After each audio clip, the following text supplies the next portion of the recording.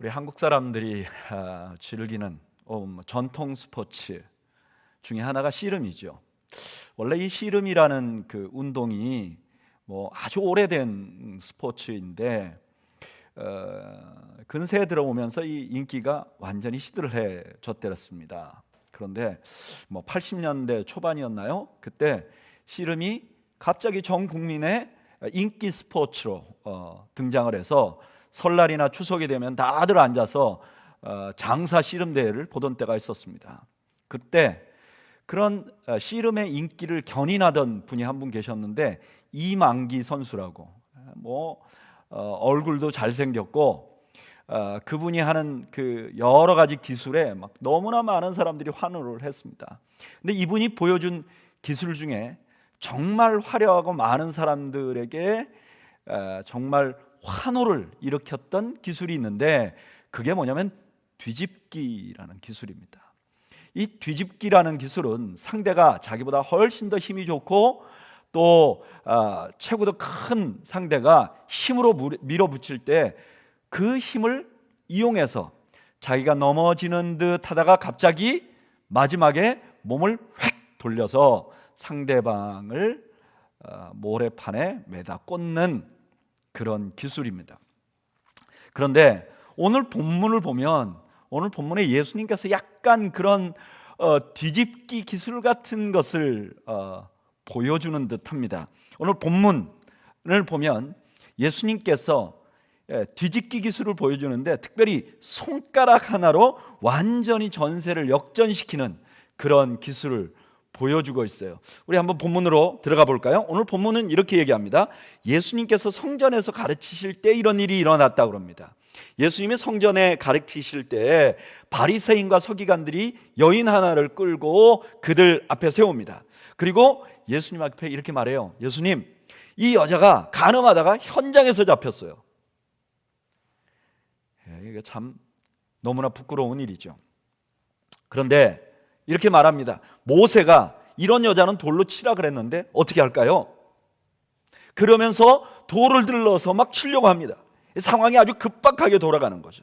그런데 그때 예수님은 아무 말씀 안 하시고 바닥에다 굽혀가지고 손가락으로 무언가 글씨를 쓰세요. 아무 말도 안 하니까 사람들이 막 채근합니다. 아니 예수님 어떻게 할까요? 어떻게 할까요? 그랬더니 예수님께서 죄 없는 자가 먼저 치라. 그리고 다시 손가락을 굽혀서 무언가를 쓰세요. 그런데 여기서 뒤집기 같은 일이 일어납니다. 그렇게 예수님을 몰아붙이고 이 여인을 몰아붙이던 사람들이요, 어른부터 젊은이까지 하나씩 없어져 버린 겁니다. 소란이 없어져 버린 거예요. 저는 이 본문을 보면서 이런 질문이 생겼어요. 아니 도대체 예수님께서는 그 급한 시간에 손가락으로 왜 글씨를 쓰고 있었을까? 다른 여러 가지 행동을 할 수 있었는데 왜 하필이면 손가락으로 글씨를 쓰고 계셨을까? 또 하나, 왜 그들은 손가락으로 글씨를 쓴 후에 예수님께서 한마디 하셨는데 다 떠나버렸을까? 저는 답을 찾기가 좀 어려웠어요. 제가 그냥 기껏 생각한다는 건 이런 거였어요. 막 폭도들이 거기 있는 사람들이 막 지금 흥분해 있으니까 예수님이 손가락으로 글씨를 이렇게 쓰면서 그 흥분을 좀 가라앉혔다. 그럴 수 있잖아요. 사람들이 막 이렇게 화가 났을 때 3초만 참아라. 이런 얘기 하듯이 예수님이 인터벌을 약간 두신 거 아닌가? 그런 생각을 할 수도 있습니다. 그런데 이런 저의 의문이 다니엘서를 읽다가 풀렸어요. 여러분, 다니엘서 5장에 보면 벨사살이라는 왕이 등장을 합니다. 근데 이 사실 벨사살은 나보니더스라는 왕의 아들이에요.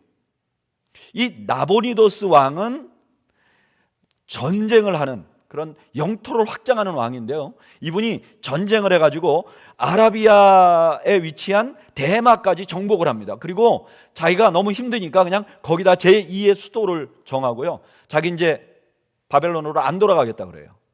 그리고 자기 아들이었던 벨살사라에게 바벨론 성을 네가 지켜라. 그리고 자기는 그냥 제2의 수도에서 그냥 머물러 버립니다. 그러니까 이 벨사살이 사실은 왕이 아니었지만 수도에서 왕권을 집행하던 분이에요.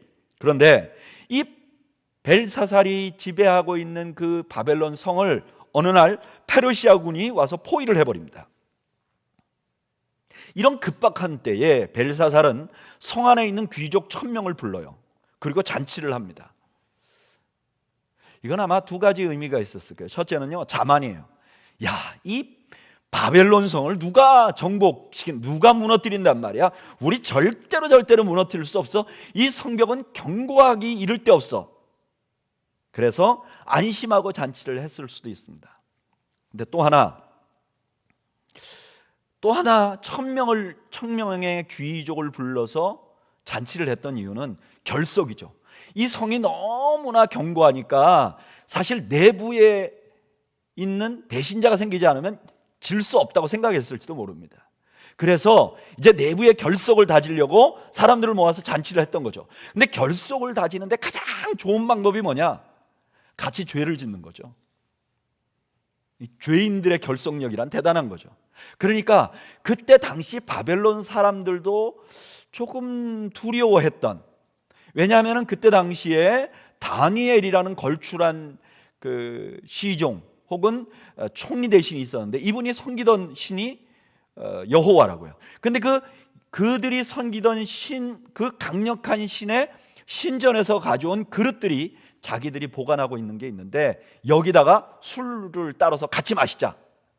그러니까 다 같이 그 여호와라는 신에 대적하는 결속력을 갖자. 그리고 술을 마시기 시작합니다. 그런데 그렇게 한참 술을 마시고 있는데 갑자기 벽에 사람의 손가락 같은 것이 탁 나타나서 글씨를 막 씁니다. 그러니까 사람들이 다 깜짝 놀랐죠. 이게 도대체 무슨 일이냐. 근데 아무도 그 글씨를 해석할 수가 없는 거예요. 그러니까 이분들이 그래도 바벨론에서 가장 지성인 그리고 가장 뛰어난 그 총리였던 다니엘을 부릅니다. 그리고 저 글씨가 무슨 뜻이고 그 글씨의 의미가 무엇인지 물어봅니다. 그때 그 글씨는 메네메네 데겔 우바르신이라고 다니엘이 설명을 해줍니다. 메네는 계수하다, 데겔은 무게를 달다, 그리고 우바르신은 조각나게 하다. 그 의미가 뭡니까? 이렇게 물어봤더니 다니엘이 이렇게 말합니다. 하나님께서 이 바벨론 당신을 달아봤더니 모자라게 됐습니다. 그날 밤에 바벨론은요, 당시의 신흥 국가였던 페르시아에게 어이없는 패배를 당하고 바벨론 제국 자체가 무너져버리는 불행한 결과를 가져오게 됩니다. 사실 이스라엘 사람들은 모두가 다 이 이야기를 알고 있었어요. 근데 바로 그들에게 예수님의 손가락으로 땅바닥에 글씨를 쓴 것은 그들 모두에게 그 다니엘서에 있었던 그 이야기를 생각나게 했을 거예요. 만약에 이 사람들이, 여기 모인 사람들이 모두 이 여인을 죽이려고 하는 모든 사람들이 다니엘서를 알고 있었고 이 손가락으로 글씨 쓰는 것을 알고 있었다면 이 손가락으로 글씨를 쓰면서 그들이 다니엘서 사건을 생각했다면 이 손가락 글씨는 거기 있는 사람들에게 두 가지 사실을 알려주었을 거예요. 무엇인가? 첫째, 그들이 재판관이 아니라는 사실을 알게 했어요. 그들이 재판관이 아니라는 사실을 알게 했어요.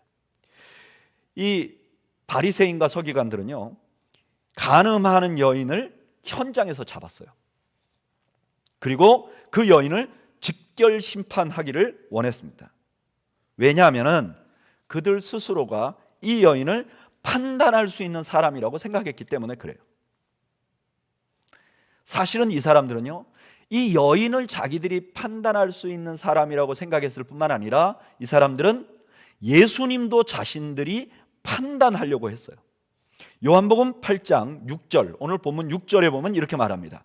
그들이 이렇게 말함은 고발할 조건을 얻고자 하여 예수를 시험함이러라. 이 사람들은요, 자신들이 예수님을 판단할 수 있는 사람이라고 생각한 거예요. 이들이 자신이 재판할 수 있는 능력, 재판관이라고 생각했기 때문에 이런 소란을 일으킨 겁니다. 이처럼 자신이 재판관이라고 생각하는 사람들이 모인 곳에는 항상 소란이 일어나요. 이 대표적인 예가 언제냐? 우리가 스포츠를 응원할 때, 스포츠 경기를 관람할 때 일어납니다. 여러분, 스포츠 경기를 관람할 때요, 우리가 혼자 보는 것보다 여러 명이 보는 게 재밌잖아요. 여러 명이 보면 막 서로 응원도 하고 막 판단도 하고 그럽니다. 근데 그 스포츠 경기를 관람할 때 그렇게 시끄럽게 떠드는 이유가 뭐예요? 내가 재판관이 되는 거야. 아이고, 저 선수는 왜 저렇게 못해? 막 화를 내기도 하고, 아, 저 친구 잘한다 박수치기도 하고. 자기가 재판관이라고. 시끄러운 거예요. 여러분, 이거는 스포츠 경기에만 나타나는 게 아니라 우리가 살아가는 모든 사회에 소란함의 근원이 바로 내가 재판관이라는 것일 경우가 굉장히 많습니다. 사회적으로 혼란한 사회를 가보면요, 특이한 현상이 있어요. 그건 뭐냐면은 그 사회 구성원들이 다른 사람의 의견을 포용하지 않아요. 자기만 옳다고 생각하죠. 자기가 최종 재판관이라고 생각하는 사람들만 많이 모인 사회는 혼란스러워요. 서로의 의견을 주고받고 양보하고 그러면 혼란이 일어나지 않습니다. 그런데 자기 의견만이 옳고 내가 최종 판단자라고 생각하면 거기는 혼란이 일어나요. 여러분, 이것은 교회도 마찬가지인 것 같아요. 어떤 교회가 좀 시끄럽냐? 제가 교회들을 다녀보면요, 자기 생각만 옳다고 생각하는 사람들이 모인 곳은 교회가 시끄러워요. 조용하질 않아요. 이거는 가정도 그래요. 가정에 부부가 부부싸움을 하잖아요. 근데 부부싸움을 하는 근본적인 원인을 보면 내가 기준이고 내가 생각하는 게 옳고 네가 생각하는 게 틀리다고 생각하기 때문에 그런 전제가 서로 부부싸움을 만듭니다. 제가 결혼하고 맨 처음 그 아내와 부부싸움을 한 이유가 그 화장실 청소 때문이었어요.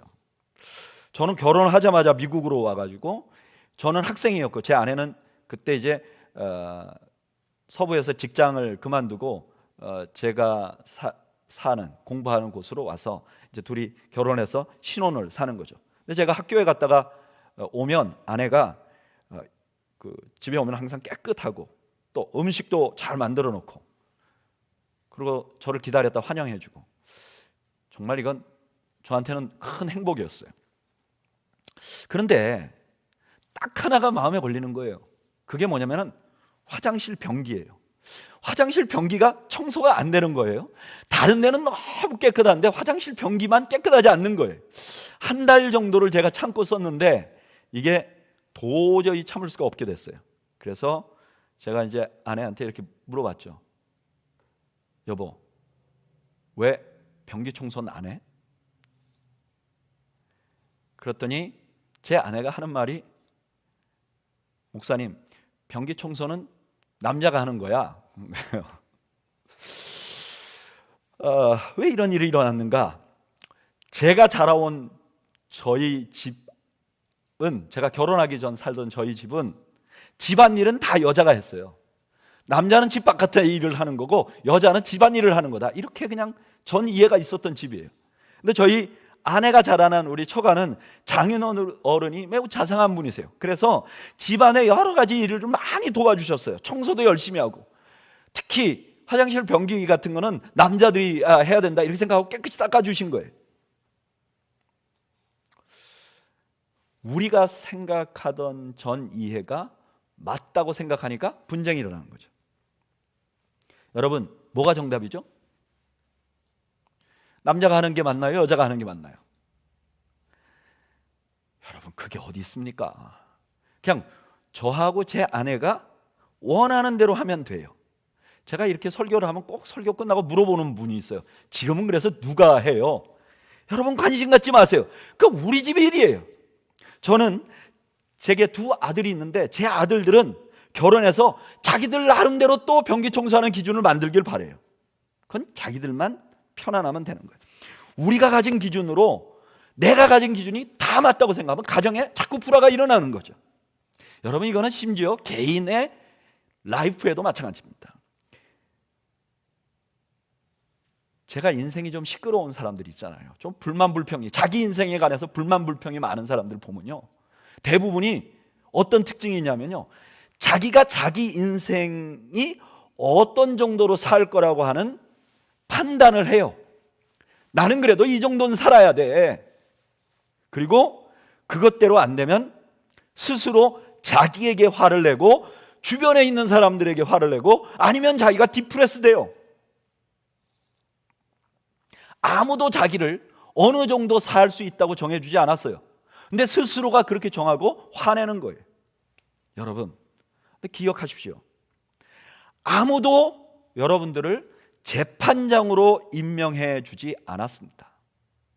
여러분은 이 사회에서도, 여러분들의 가정에서도, 교회에서도, 여러분들의 인생에도 여러분들이 재판장이 아니에요.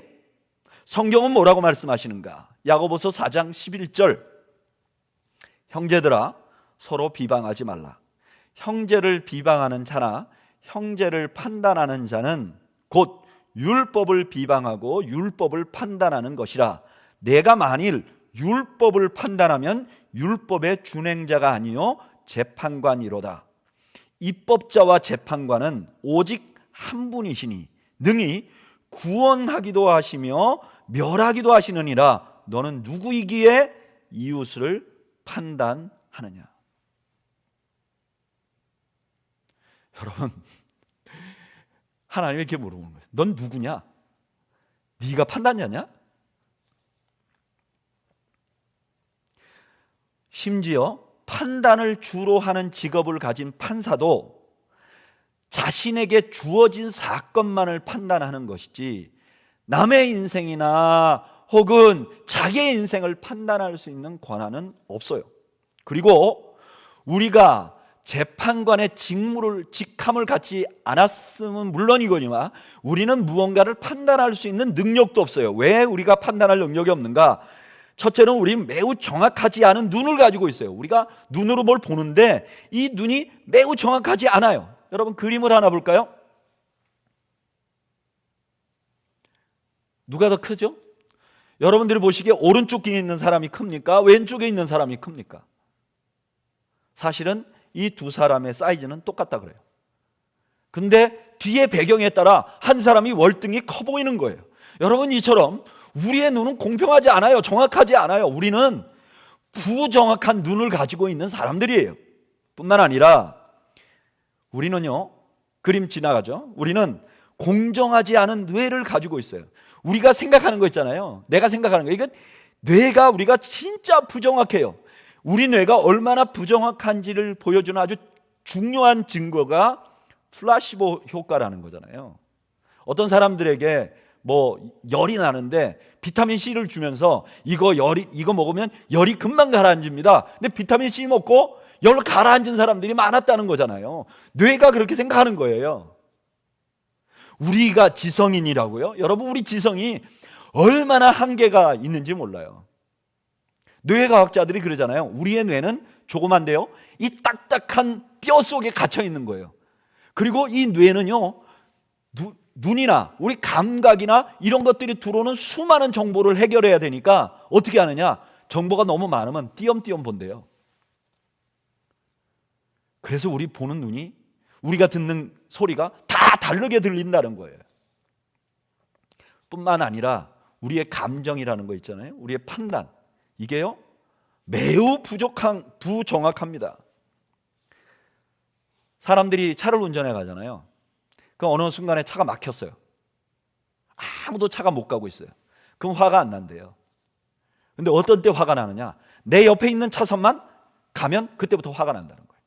그냥 차가 전체적으로 가만히 있으면 화가 안 난대. 이거 왜 그럴까 그러는데 내 옆에 차만 나보다 빨리 가면 그게 화가 난다는 거예요. 우리의 감정은요 공평하지 않아요. 오늘 주님의 손가락은 우리에게 우리가 재판관이 아님을 알려주는 거예요. 그들에게 예수님이 이렇게 손가락을 쓸 때 예수님이 손가락을 쓰는 것을 보면서 그들은 이런 생각을 하는 거야. 내가 재판관이 아니구나. 바로 그때 주님께서 그들에게 이렇게 물어보는 거예요. 요한복음 8장 7절, 그들이 묻기를 맞이 아니하는지라 이에 일어나 이르되 너희 중에 죄 없는 자가 먼저 돌로 치라. 죄 없는 자가 라고 말하는 순간 이 사람들은 자기 자신을 돌아볼 수밖에 없게 됩니다. 그리고 9절에 보면 이렇게 말해요. 그들이 이 말씀을 듣고 양심의 가책을 느껴 어른으로 시작하여 젊은이까지 하나씩 하나씩 나가고 오직 예수와 그 가운데 섰는 여자만 남았더라. 사람들이 양심의 가책을 느꼈다 그래요. 이게 죄책감이죠. 자기를 돌아보니까 자기 죄가 보이는 거예요. 내가 누구를 심판할 존재가 아니라는 걸 알게 됨과 동시에 자기가 심판받아야 할 존재라는 걸 발견한 거죠. 여러분, 이것은 바로 성경이 우리에게 계속해서 알려주는 말씀입니다. 로마서 14장 10절에 성경은 이렇게 말합니다. 내가 어찌하여 내 형제를 비판하느냐? 어찌하여 내 형제를 업신여기느냐? 우리가 다 하나님의 심판대 앞에 서리라. 아멘. 여러분, 우리는 모두 하나님의 심판대 앞에 서야 될 존재들입니다. 하나님의 심판대 앞에 서면 어떨까요? 우리는 행한 대로 심판을 받습니다. 고린도후서 5장 10절, 이는 우리가 다 반드시 그리스도의 심판대 앞에 나타나게 되어 각각 선악간에 그 몸으로 행한 것을 따라 받으려 함이니라. 우리가 살아가면서 우리는 우리가 행한 일을 얼마나 잘 변명하는지 모릅니다. 그런데 하나님은요, 우리의 변명을 듣고 판단하는 것이 아니라 우리의 행한 것을 듣고 판단한다는 거예요. 내가 나에 대해서 아름답게 미화하는 것으로 나를 판단하는 게 아니라 내가 행한 것으로 판단을 한다는 거예요. 뿐만 아니라 내가 다른 사람을 판단한 것이 내가 나에게 의가 되지 못한다는 거예요. 로마서 2장 3절, 이런 일을 행하는 자를 판단하고도 같은 일을 행하는 사람아 내가 하나님의 심판을 피할 줄로 생각하느냐? 여러분, 사람들은 보통 다른 사람을 비판할 때 내가 저 사람을 비판하면 다른 모든 사람들이 이렇게 생각해요. 그래, 저 사람은 그래도 저 부분에 자기가 죄를 짓지는 않았겠지. 근데 하나님은 그렇게 안 속는다는 거예요. 네가 다른 사람을 판단해? 그렇다고 해서 그것 때문에 너의 죄를 용서하지 않는다는 거예요. 그리고 한 걸음 더 나아가서 우리가 다른 사람을 판단하는 그 판단으로 우리가 심판을 받을 것이라 그래요. 마태복음 7장 2절에 너희가 비판하는 그 비판으로 너희가 비판을 받을 것이다. 너가 상대를 100점으로 비판하면 너도 100점으로 비판을 받을 것이다. 야고보서 2장 13절에 이렇게 말해요. 긍휼을 행하지 아니하는 자에게는 긍휼 없는 심판이 있으리라.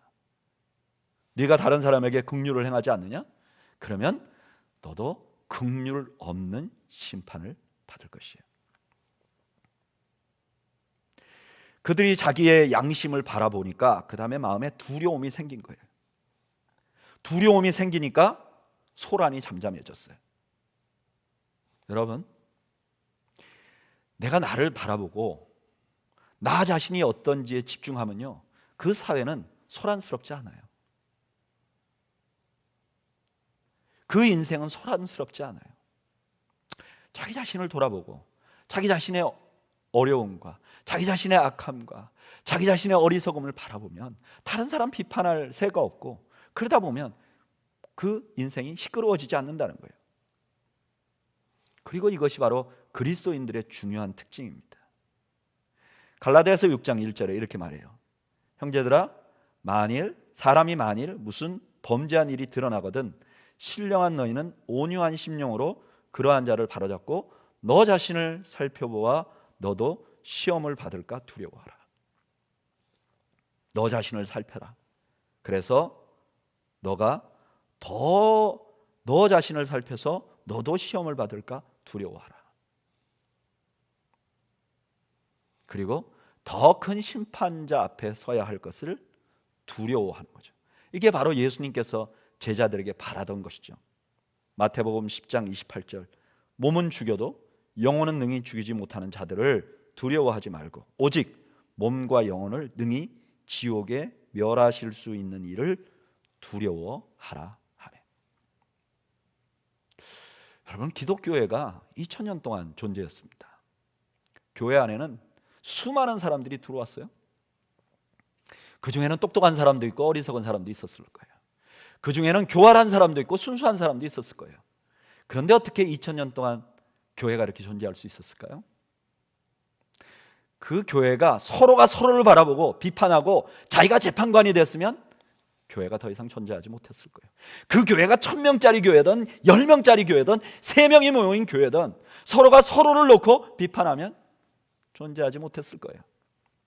그런데 교회는 이 예수님의 말씀처럼 우리가 하나님 앞에 재판을 받아야 될 자이고, 그래서 나 자신이 어떤 사람인가 나 자신을 돌아보느라고 전전긍긍하고 그것 때문에 다른 사람에 대해서 온유하게 대할 수밖에 없는 존재들이었기 때문에 이제까지 존재하게 된 것이죠. 예수님의 손가락은 너희가 재판관이 아니야 라는 것을 알려주셨어요. 그리고 손은 잠잠해졌습니다. 그런데 예수님의 이 글씨 쓰는 것은 너희가 재판관이 아니야 라는 것만 알려준 게 아니라 또 다른 진리를 알려주었어요. 그 뭐냐? 예수님께서 참 재판관이시라는 사실을 알려준 거예요. 그 폭도들은 재판관이 아니었어요. 그런데 예수님께서는 재판관이었다는 사실을 알려주는 거예요. 구약에 다니엘서에는요 손가락만 나타났어요. 몸통이 없었어요. 그러니까 그 손가락이 누구 손가락인지 아무도 몰랐어요. 그런데 오늘 본문에 보면 손가락만 보이는 게 아니라 몸이 다 보여요. 손가락의 주인이 누군지를 분명하게 보이는 거예요. 누구죠? 예수님이죠. 그러니까 이 사건은 예수님께서 바로 그 판단자, 메네메네 되게 우바르신이라고 외쳤던 그 하나님이시라는 것을 드러내고 있는 거죠. 여러분, 이것은 사실이죠. 요한복음 5장 22절에 이렇게 말해요. 아버지께서 아무도 심판하지 아니하시고 심판을 다 아들에게 맡기셨으니. 아들이 심판자예요. 예수님이 재판관이에요. 이제 사람들은 다 갔어요. 그리고 그 여자만 남았어요. 소란은 없어진 거죠. 조용해졌어요. 그런데 여러분, 세상은 조용해졌지만 이 여자에게는 달라진 것이 아무것도 없어요. 왜 그렇죠? 왜 이 여자는 지금 그녀를 죽이려는 사람들을 다 떠나버렸는데도 이 자리를 떠날 수가 없죠? 왜냐하면 그녀의 죄가 그대로 남아있었기 때문이에요. 거기다가 그 사람은 혼자서 온 세상의 재판관 앞에 서 있는 거예요. 아마 더 두려웠을 거예요. 이처럼 우리가 재판관이 아님을 알면 세상에 많은 소란함은 없어집니다. 그러나 우리 인생에, 우리의 삶에 죄가 없어지지 않는 한 우리 인생은 여전히 악취가 납니다. 예전에 저 어렸을 때 살았던 집이 좀 저희가 이렇게 서울 변두리에 좀 빈촌에 빈민가에 살았어요. 이게 이제 무허가 집이었는데 대충 지은 거죠. 벽돌 해가지고 뭐 지붕 얹고. 그래서 이 집 지붕에 우리만 사는 게 아니라 쥐들이 그렇게 많이 살았어요. 근데 어느 해 겨울에 이제 겨울이 되면 이게 추우니까 뭐 창문 같은 데다 비닐 같은 걸로 막고 그러면서 살죠. 근데 어느 날 집 안에 무슨 쾌쾌한 냄새가 나는 거예요. 그러니까 어머니 아버지가 이 집에 왜 이런 냄새가 나느냐, 누가 뭐 양말을 벗어놨냐, 그래서 집안을 다 끌고 청소를 하고 뭐 별의별 짓을 다 했어요. 근데 이게 집 안에 방에 냄새가 안 없어지는 거예요. 그래서 매일 청소를 하고 매일 문을 열어놓고 해결이 안 되는 거예요. 또 어느 날 저녁에 누워서 자려고 천장을 이렇게 보니까 천장이 노랗게 물들기 시작하는 거예요. 그래서 좀 이상하다. 그래서 의자를 놓고 이렇게 올라가서 냄새를 맡아보니까 이게 차마 맡을 수 없는 냄새예요. 이게 왜 이런 현상이 일어났느냐? 우리와 함께 동거하던 쥐가 어디서 쥐약을 드시고 오셔가지고 저희 천장에서 사망한 거예요. 사망해서 오래되니까 이분이 썩으셔서 그 냄새가 온 방에 난 거예요. 그래서 우리 아버님의 진두지휘에 따라서 이런 대야를 놓고 천장을 칼로 오려냈습니다. 그래서 그거를 보지도 않고 길가에 쓰레기통에다 버리고, 그 다음에 거기다가 신문지로 이렇게 발라서 지붕을 발라놓으니까 그 다음부터 냄새가 안 나는 거예요. 여러분, 죄가 이거하고 비슷한 것 같아요. 우리 인생이 죄가 해결 안 되면요, 나머지는 미봉책에 불과해요. 정말 죄가 해결 안 되면 인생의 근본 문제는 그대로 남아있는 거예요. 자꾸 반복돼요. 그리고 결국 끝에 가서는 지옥 가는 거죠. 이런 죄가 해결되지 않는 이 여인에게 예수님이 이렇게 묻습니다. 예수께서 일어나사 여자 외에 아무도 없는 것을 보시고 이르시되, 여자여, 너를 고발하던 그들이 어디 있느냐? 너를 정죄한 자가 없느냐? 이제 이 여인은 생각하는 거죠. 야, 이제 때가 왔구나. 내가 사람들의 손에는 피했는데 이제 하나님이 보내신 선지자, 참 하나님 앞에 내가 재판을 받게 되는구나. 그런데 그때 예수님께서 이 여인이 전혀 상상도 할 수 없던 선언을 해주십니다. 8장 11절에 대답하되 주여 없나이다. 예수께서 이르시되 나도 너를 정죄하지 아니하노니 가서 다시는 죄를 범하지 말라 하시니라. 아멘. 나도 너를 정죄하지 아니하노니. 여러분, 이 여인의 행동은 비난받아 마땅한 일이에요. 이 여인은 자신에게 죄를 지었을 뿐만 아니라 자신의 가족에게도 죄를 지었고요, 그리고 다른 그 어떤 남자뿐만 아니라 그 남자가 가지고 있는 가정에도 죄를 지었어요. 가늠하다 현장에서 잡혔으니까 이 죄가 굉장히 큰 거죠. 구약 성경의 말로 하면 돌 맞아 죽어야죠. 그런데 예수님이 정죄하지 않는다는 거예요. 그냥 용서하는 게 아니라 죄를 그냥 정하지도 않겠다는 거예요. 이 한마디가 이 여인이 가지고 있는 모든 문제가 다 해결되는 말씀이었습니다. 그래서 이 한마디는 이 여인에게 인생의 모든 문제를 해결해 주는 놀라운 한마디였어요. 그런데 이 한마디는 이 여인의 인생의 모든 문제를 해결해 주는 말씀인가 동시에 또 하나, 이 말씀을 하시는 그분이 누구인지를 명확하게 보여주는 말씀입니다. 여러분, 이 사건이 어디에서 일어났죠? 오늘 요한복음 8장 2절에 이렇게 말해요. 아침에 다시 성전으로 들어오시니 백성이 다 나오는지라 앉으사 그들을 가르치시더니. 지금 성전에서 일어난 일이에요. 성전은 뭐 하는 곳이죠? 죄를 용서받는 곳이잖아요. 내가 죄를 지어, 그러면 짐승을 끌고 나와서 성전에서 제사를 지내요. 그러면 그 제사 때문에 내 죄가 용서받는 데잖아요. 그런데 이 여인은 그 성전 안에서 정죄받고 있는 거예요. 적어도 이 여인에게 성전은 그 역할을 못하고 있는 거죠. 그런데 그 성전 앞에서 예수님이 말씀하시는 거예요. 죄를 용서해버리는 거예요. 이건 무슨 뜻이냐? 그 뒷배경으로 있는 성전은 그 기능을 못해요. 그런데 이제 그 예수님이 성전의 기능을 하시는 거예요. 진정한 성전이 누구인지를 보여주는 거예요. 진정한 성전은 누구시냐? 바로 예수님이라는 사실을 보여주는 거예요.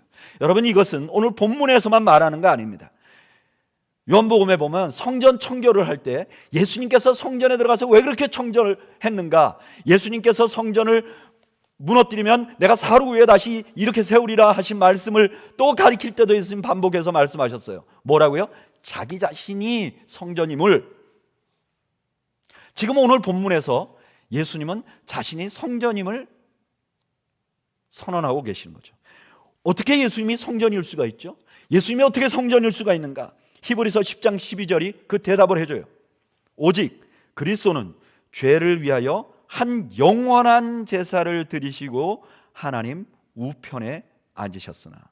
예수님이 누구시냐? 우리의 죄를 위하여 한 번 영원한, 그러니까 완벽한 제사를 드렸다는 거예요. 그러니까 구약의 성전은 완벽한 제사가 아니라 매번 반복해야 되는 제사를 드렸는데 예수님은 단 한 번으로 완전한 제사를 지냈어요. 그러니까 구약의 성전은 그냥 그림자일 뿐이고 예수님이 참 성전이라는 거예요.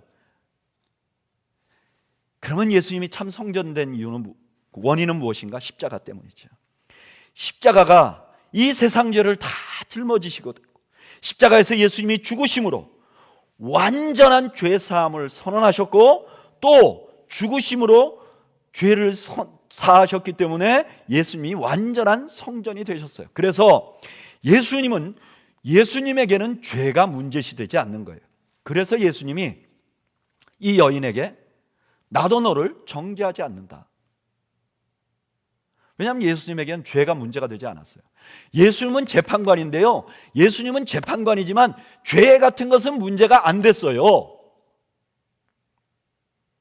왜? 예수님은 모든 죄를 다 용서하실 수 있을 만한 권한을 가지고 있었어요. 십자가 때문에. 그러니까 어떤 죄도 예수님에게는 문제가 되지 않는 거예요. 그렇게 생각해 보면 나머지 우리가 성경을 읽으면서 좀 의문을 가졌던 것들이 다 풀려요.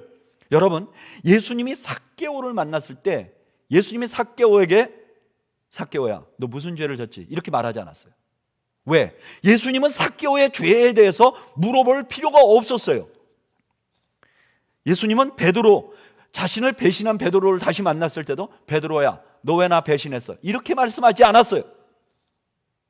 예수님은 세리 마태를 만났을 때도 그냥 따라오라 그랬어요. 네가 이제까지 지은 죄 말하지 않았어요. 왜냐하면은 그렇게 말하지 않은 이유는 십자가 때문이었어요. 여러분, 십자가는요, 우리가 어떤 죄인일지라도 주님 앞에 나아갈 수 있게 만들어 주는 것입니다. 예전에 부교육자로 사역할 때 교회에 참 특이한 분 한 분이 있었어요. 이분이 교회를 열심히 다니세요. 그러니까 그 교회를 굉장히 오랫동안 다니셨어요. 그리고 주일 예배를 거의 빼먹지 않아요. 예배는 정확히 왔다가 정확히 가세요. 근데 절대 교회에서 봉사를 안 해요. 절대 직분도 안 맡으려고 그래요. 참 특이하죠? 직분도 안 맡고 봉사도 안 해. 그런데 교회는 한 번도 안 빠졌어요. 이분이 연세가 많으셔서 돌아가실 무렵이 됐어요. 병원에 입원을 했는데 신방을 갔습니다. 신방을 갔더니 이분이 이런 말씀을 하시더라고요. 목사님, 사실 저는 전쟁 때 사람을 너무 많이 죽였습니다. 그래서 하나님께 나아갈 수가 없는 거예요. 하나님을 떠날 수도, 하나님께 더 가까이 갈 수도 없었다는 거예요. 그때 제가 그분에게 이렇게 말씀을 드렸어요. 집사님, 하나님이 용서하지 못할 죄인이 없습니다. 하나님이 용서하지 못할 분이 없어요. 사랑하는 성도 여러분, 우리 하나님이 용서하지 못할 분은 없는 거죠. 왜냐하면 그 죄가 아무리 커도 그 죄까지도 다 용서할 만큼 대가를 지불하신 것이 바로 예수 그리스도의 십자가이기 때문입니다. 말씀을 마무리해 볼까요? 여러분, 우리는 재판관이 아닙니다. 누군가를 판단하는 것을 중단하셔야 됩니다. 누군가를 판단하고 있는 그것이 당신의 인생을 망치고 있습니다. 반대로 우리는 하나님 앞에 판단을 받아야 할 사람들입니다. 우리가 한 일 다 하나님 앞에 심판을 받게 될 것이에요. 여러분, 이것에 관한 두려움이 있어야 합니다. 그러나 우리에게는 길이 있습니다. 그것은 십자가입니다. 십자가는 모든 심판을 이깁니다. 아까 야고보서 말씀에 긍휼은 심판을 이기는 것입니다. 저는 오늘 여러분들 중에 오늘 이 온라인 예배를 통해서 예배를 드리는 분들 중에 한 분이 될지 아니면 두 분이 될지 아무도 아니게 될지 모르지만 지금도 하나님 앞에 나아가지 못하는 분들을 초대합니다. 혹시 제가 아까 조금 전에 말씀드린 예화와 같이 내게 숨겨진 죄 때문에, 아무도 모르는 죄 때문에 괴로워하며 하나님 앞에 나가지 못하는 분들이 있으십니까? 또는 마음이 삐뚤어져서 사사건건 불만하고 하나님께도 섭섭하고 하나님과 거리를 두고 있는 분들이 있으십니까? 아니면 기독교 문화에 자라다 보니까 내가 기독교인이라고 알고 있지만 내 마음속에는 죄에 대한 두려움도, 구원에 대한 감격도, 이제 죽으면 하나님 나라에 설 거라는 구원의 확신도 없이 그저 기독교 문화 안에만 있는 분들이 있으십니까? 여러분들이 어떤 분이시든 주님은 여러분들을 기다리고 계십니다. 주님은 여러분들에게 왜 그렇게 했니? 라고 물어보지 않으십니다. 이 여인에게 말씀하신 것처럼 나도 너를 정죄하지 않겠다. 나도 너를 정죄하지 않겠다고 말씀하시며 우리가 새로운 삶으로 오기를 바라시는 것이 바로 우리의 재판관이십니다. 우리 한번 이 시간 눈을 감고 기도하기를 원합니다. 기도하면서 우리 자신을 돌아보죠. 혹시 여러분들 중에서 끊임없이 다른 사람을 판단하는 것 때문에 마음에 평강이 없는 분들이 있으시면 하나님 앞에 용서를 비시기 바랍니다. 혹시 여러분들 중에 그 마음속에 죄에 대한 두려움이 없다면 하나님 앞에 은혜와 자비를 구하시기 바랍니다. 혹시 여러분들 중에 아직도 하나님과 일정한 거리를 두고 가까이 가지도 떠나지도 못하는 그런 상황에 있으면서 죄 때문에 괴로워하는 분들이 있다면 오늘 당신을 위해서 십자가를 지신 주님, 나도 너를 정죄하지 않겠다는 그 주님 앞에 나오시기 바랍니다. 그리고 가늠하다 현장에 잡혀온 이 여인처럼 주님 앞에서 죄사함과 용서를 경험하고 새로운 삶을 경험하는 복된 시간이 되시길 바랍니다. 우리 잠시 우리 자신을 돌아보며 하나님 앞에 기도하겠습니다. 함께 기도하죠.